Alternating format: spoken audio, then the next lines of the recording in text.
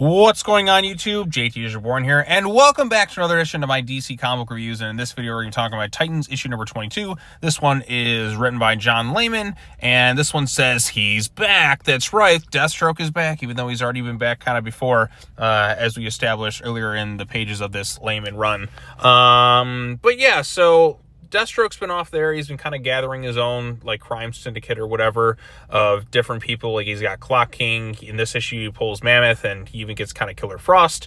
There's this other character, Volcano Man, used to kind of distract things. Psycho Pirate was someone that they were gonna try to free.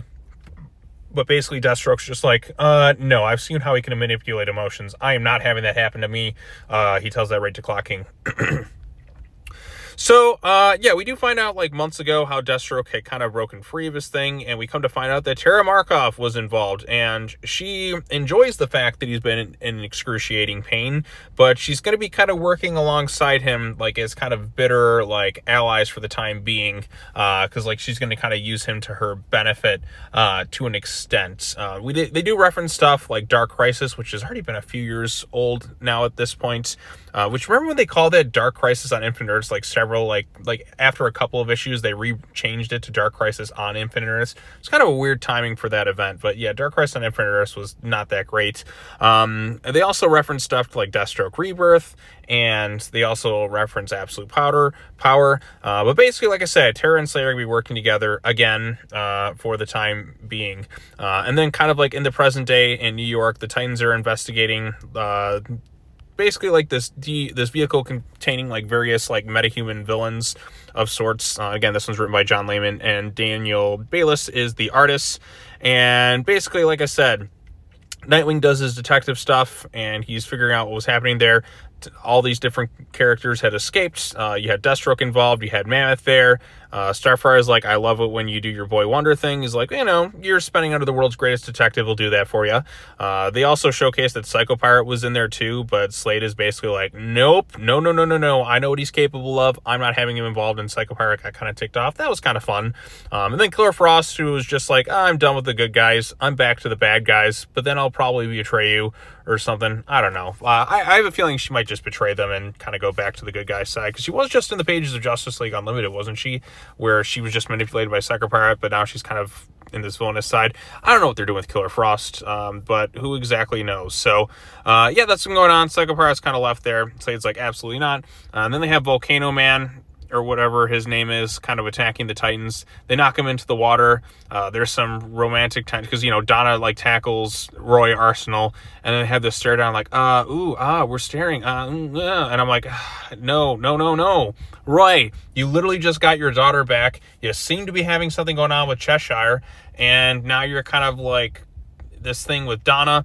And at one point afterwards, she's just like, I'm thinking we need to have some stuff to discuss in private, Donna, like you and me in private. Yeah, they're gonna go like fuck or something, I don't exactly know, but probably.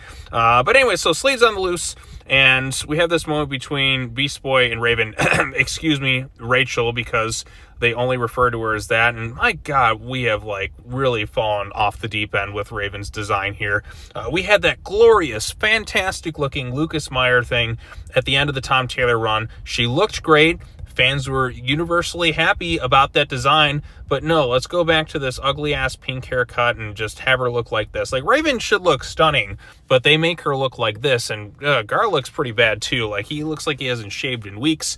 He's got a stupid ponytail, like he's some like European soccer player. But the one thing I did appreciate about this that actually sounds kind of interesting is at the end, he's like, he talks about too, he's like, you know, he shot me like right in the head. He tried to kill me.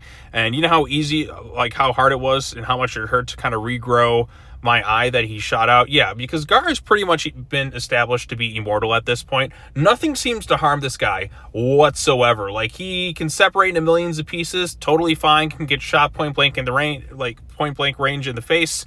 Totally fine. Yeah, like, I have no stakes whatsoever with the storyline with Beast Boy anymore. Like, he is totally, like, incapable of dying at this point, as we've established between Beast World and Dark Crisis on Infinite Earths. Like, Gar is basically immortal. Like, he can't die. Well, what if you chop his head up? No, he can separate in millions of pieces, apparently. Like, he's totally fine. Then his intelligence, when he does other things, like, just, like, Gar has just been, like, written to the point where, like, he's incapable of, like, any stakes or anything happening to him whatsoever anymore. And I think that's a real shame, like, when in terms of storylines, like, like I said, I would have been fine. I think I mentioned this in other videos. Imagine if they actually killed Beast Boy at the end of Beast World or Dark Crisis on Infinite Earths. Imagine the consequences. Imagining the team actually having to deal with something like that. But no, I guess unless you're like Alfred, then nothing like that kind of sticks around. And, you know, they have to, like, continue to have this stuff with him and Raven, which does suck. But one thing that I did kind of like at the end of this issue is he's like, you know, Donna wants to bring Slade in for justice. I think I want a more permanent solution,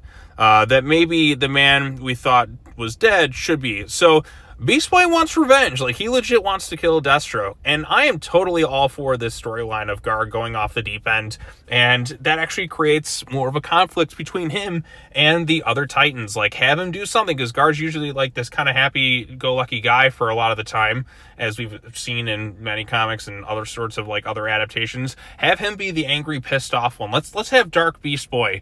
But then again, they're probably going to have things like, oh, well, Raven's the only one who can save his soul or something like that. Or just like how he was the only one who could do that for her. See, they're meant to be, and all that nonsense. But yeah, like I said, I want something where it actually creates an interesting conflict between him and the other Titans. Like, let's have Raven be like, no, that's still kind of crossing the line. And, like, maybe this could lead to them breaking up, and I'd be very happy about that, but they're not going to. But I still like the idea of Beast Boy wanting to go down this really dark path. He does mention Tara and the stuff that kind of Slade did to her.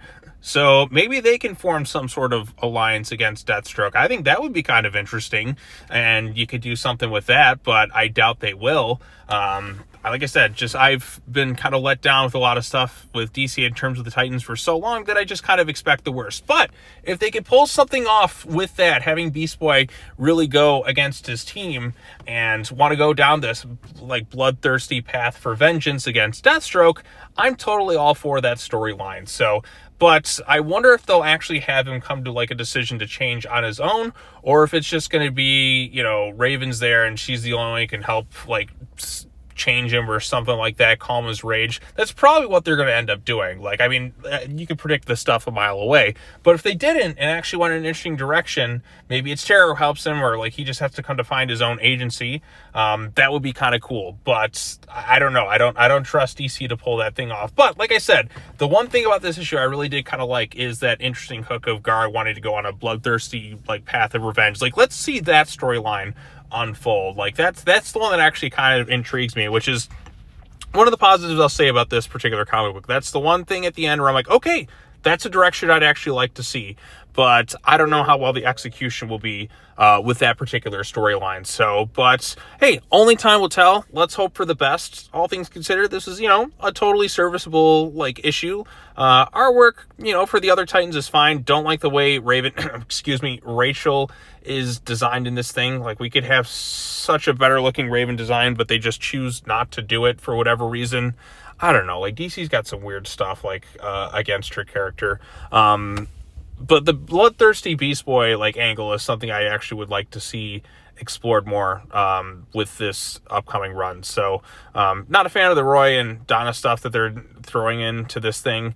I just feel like he finally got his daughter back and seems to be on good grounds with, like, Cheshire, but now they're just throwing this thing in for pointless, like, love triangle, like, drama, and all that too. It just feels rather unnecessary. Like, Donna and that has moved on. Like, we don't need to retread that ground again for whatever reason, but they're just going to choose to do so. And I'm just like, why? Like, why are we doing that? But that's just my humble opinion. Some people may like the fact that they'll throw that kind of dramatic stuff in there, but it's like, in Green Arrow, it seemed they were fine, but now all of a sudden it's like, oh, we're onto this thing. Like, why? Like, what are we doing with this thing? We don't need this.